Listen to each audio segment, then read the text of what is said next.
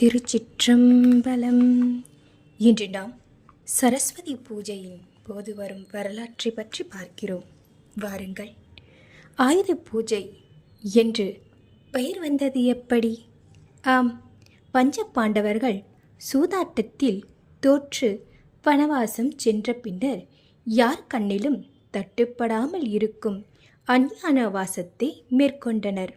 அப்போது அவர்கள் தங்கள் ஆயுதங்களை ஒரு வன்னி மரத்தடியில் உள்ள பொந்தில் மறைத்து வைத்திருந்தார்கள்.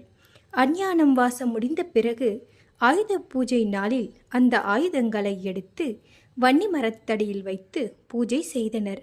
அத்தோடு நவராத்திரியின் 9 நாட்களும் விரதம் மேற்கொண்டனர்.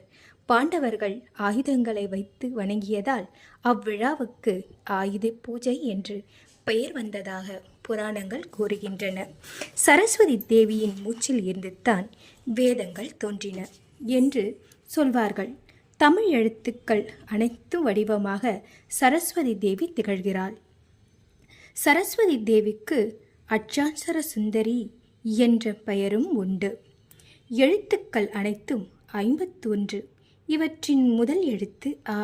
51 எழுத்துக்களும் தேவின் உடம்பாக சாஸ்திரங்கள் கூறப்பட்டுள்ளன.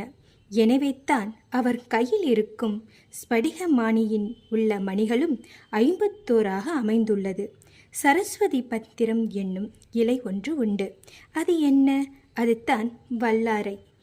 ஆம், வல்லாரை இலையாகும். நாம் இன்று நம் குழந்தைகளுக்கு சொல்லிக் கொடுக்கும் பாடங்கள் குழந்தைகள் நினைவில் வைப்பதில்லை. நிலையில் செயல்பாடுகள் மங்குகின்றன. நினைவாற்றுக்கள் மேலும் செயல்பட செய்கிறது இந்த வல்லார இலை. அதனால்தான் இதை சரஸ்வதி பத்திரம் என்றும் கூறுவார்கள். சரஸ்வதி தேவியின் புராண அருள் பெற்றவர்கள் கம்பர் 12ஆம் நூற்றாண்டில் வாழ்ந்தவர்.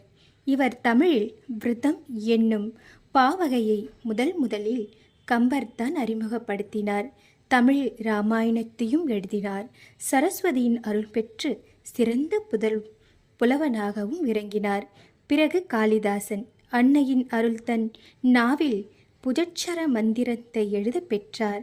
பிறகு குமரகுருபர சுவாமிகள். இவர் 5 ஆண்டுகள் வரையிலும் பேச்சுத்திறன் இல்லாமல் ஊமையாகவே இருந்தார். அன்னையின் அருள் பெற்று கந்தர் கலிவெம்பா என்ற முருகன் புகழ் மாலையை பாடினார். பிறகு அபிராமி பட்டர் அபிராமி அந்ததி என்னும் பாமாலையை பாடி அன்னையின் அருள் பெற்றார்.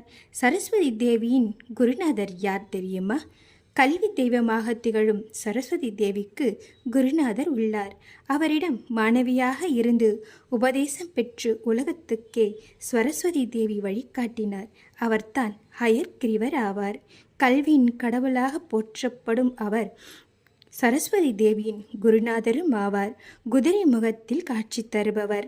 சரஸ்வதி தேவி தன்னை வழிபடுபவர்களுக்கு புத்தி வடிவமாகவும் இருந்து வருகிறாள்.